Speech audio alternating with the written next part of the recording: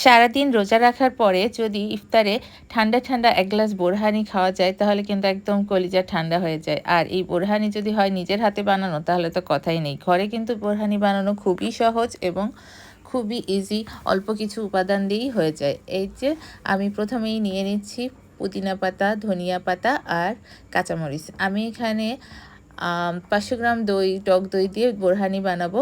আর এজন্য আমার যে পরিমাণ লাগবে সে পরিমাণ নিয়ে নিচ্ছি। আর নিয়ে নিচ্ছি সরিষা। এখানে সাদা সরিষা আছে, আপনারা যে কোনো সরিষা নিলেই হবে। এগুলো ধুয়ে পরিষ্কার করে তারপরে পাটায় বেটে নিব।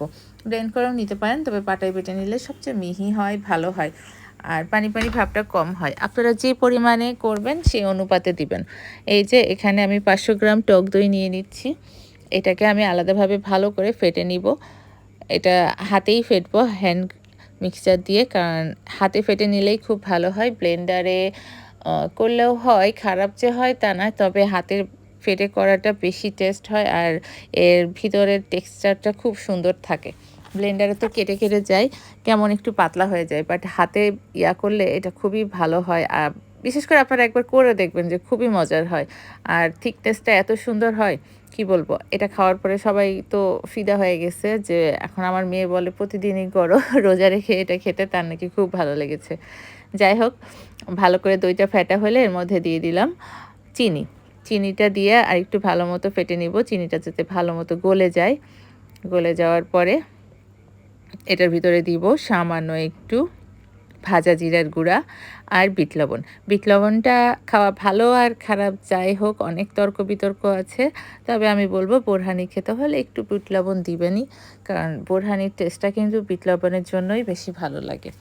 তো আমি এখন দিয়ে দিচ্ছি ভাজা জিরার গুঁড়া, খুব বেশি না, 1 চা চামচ মতো, হ্যাঁ এখানে 1 চা চামচ দিলেই হবে। আর দিব একটু বিট লবণ সামান্য, মানে হাত দিয়ে আন্দাজ মতো দিব। লবণ তো আর মেপে দেওয়া যায় না, আন্দাজ মতো দিব। পরে যদি লাগে আবার দিব, যদিও আমার পরে লাগেনি। এখানে যতটুকু দিয়েছি এতটুকুই যথেষ্ট। এবার এটাকে ভালো করে ফেটে নিচ্ছি। খুব ভালো করে ফেটে নেওয়া হলে এরপরে আমি দিব এখানে হাতের একটু কষ্ট, মানে খুব বেশি কষ্ট হচ্ছে তাও না, 10-15 মিনিটের মধ্যেই কিন্তু রেডি হয়ে যায়। আর এটা হাত দিয়ে ফেটতে খুবই একটা কষ্টও হয় না, একটু কষ্ট করলে কিন্তু খুব মজা হবে এটা খেতে।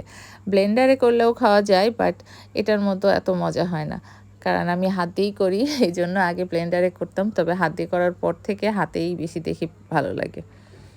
এই যে দিয়ে দিচ্ছি একটু গোলমরিচের গুঁড়া, ঝাল যে যেমন খান সেরকম দিবেন, যেহেতু কাঁচামরিচ দেওয়া আছে এখানে। এই যে সেই সরিষা, পুদিনা পাতা, ধনে পাতা আর কাঁচামরিচের পেস্টটা মিশিয়ে দিলাম। খুব ভালো মতো মিশিয়ে দেওয়ার পরে এরপরে এখানে ওই বাটিটা ধুয়ে একটু একটু করে পানি মেশাবো। যে যেরকম থিকনেস রাখতে চান সেরকমভাবে পানি মেশাবেন। আমি খুব বেশি পাতলা করব না, একটু ঘন ঘন থাকলেই আমাদের বোরহানিটা খেতে বিশেষ করে বেশি ভালো লাগে। তাই অল্প পানি মিশিয়ে এটাকে আমি বরফ দিয়ে দিব।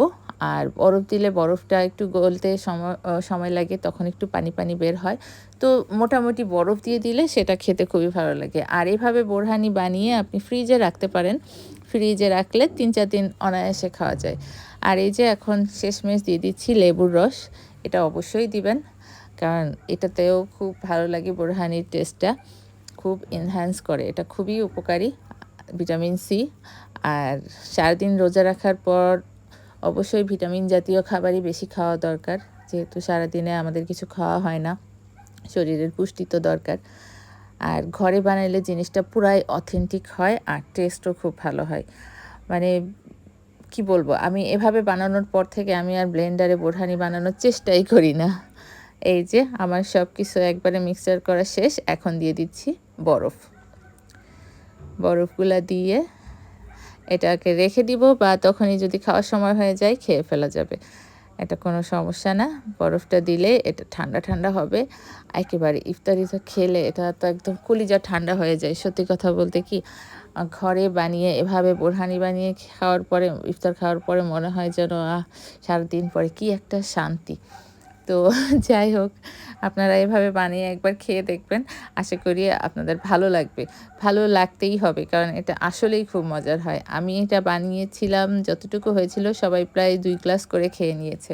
আর বলেছে রেগুলার বানাইতে। তার মানে এটা বুঝেন কি পরিমাণের মজা হয়েছিল। আর খুব বেশি পাতলা করবেন না, একটু ঘন ঘনই কিন্তু খেতে মজা। এই দেখেন ১ গ্লাস কলিজা ঠান্ডা করা বোরহানি, নিজের হাতে বানানো।